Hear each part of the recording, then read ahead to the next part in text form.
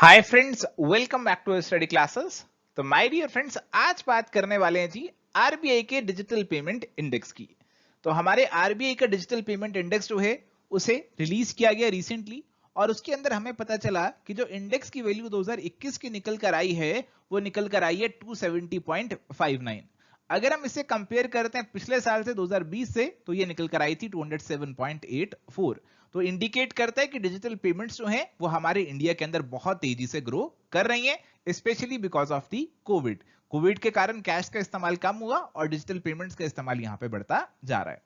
जो base year है वो है जी हमारा 2018, और इसका जो इंडेक्स का वैल्यू है वो 100 होगा। बेस का वैल्यू 100 रहता है, और 100 से ऊपर हम जाते रहते हैं तो हमें पता चलता है कि कितनी इंप्रूवमेंट हमें यहाँ पे देखने को मिल रही है। 100 से नीचे अगर आपकी वैल्यू चला जाए तो इसका मतलब बेस पीरियड से भी आप नीचे चले गए। तो आरबीआई का कहना यह है कि इस इंडेक्स को देख के यह पता चलता है कि हमारे देश के अंदर डिजिटल पेमेंट्स जो है उन पे बहुत तेजी से काम चल रहा है। Rapid adoption and deepening of the digital payments across the country in the recent years, ये है आरबीआई का मानना। और आरबीआई ने यह भी कहा कि अब फ्यूचर के अंदर आरबीआई इस इंडेक्स को सेमी एनुअल बेसिस पे रिलीज करेगा, यानी कि साल में 2 बार अब इसे आरबीआई रिलीज करने वाला है विद लैग ऑफ 4 मंथ्स, यानी कि 6 महीने खत्म होने के बाद उससे अगले 4 महीने में ये इंडेक्स जो है आरबीआई रिलीज कर देगा। तो चलिए अगर बात करें इस डिजिटल पेमेंट इंडेक्स की, तो हमारा जो आरबीआई है, आपको ध्यान रखना है कि आरबीआई इस इंडेक्स को रिलीज करता है, असेस करता है extent of digitisation across the country, और इसका बेस पीरियड है मार्च 2018। ये कुछ बातें आपको ध्यान रखनी है एग्जामिनेशन पर्सपेक्टिव से। और अगर बात करें इसके पैरामीटर्स की, देखो ये इंडेक्स आरबीआई तैयार कर रहा है तो इसके अंदर कुछ चीजों को कंसीडर कर रहा है। तो 5 ब्रॉड पैरामीटर्स हैं जिनको इस्तेमाल आरबीआई कर रहा है to measure the extent and penetration of digital payments in the country. ये कौन से 5 पैरामीटर्स हैं? एक आपके पास आते हैं जी पेमेंट एनेबलर्स। पेमेंट एनेबलर्स मतलब आपका बैंक अकाउंट होना चाहिए, आधार होना चाहिए, मोबाइल होना चाहिए, इंटरनेट होना चाहिए। अगर यही नहीं होगा तो डिजिटल पेमेंट हम नहीं कर सकते।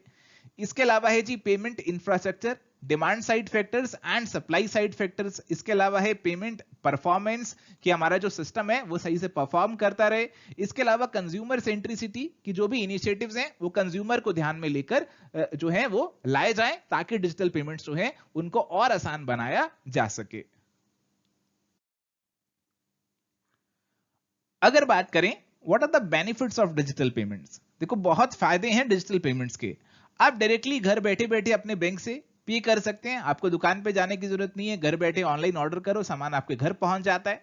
आपके जो दुकानदार हैं, आपके जो मर्चेंट्स हैं, वो ऑल ओवर इंडिया में कहीं भी अपना सामान बेच सकते हैं, ऑनलाइन पेमेंट उन्हें मिल जाएगी।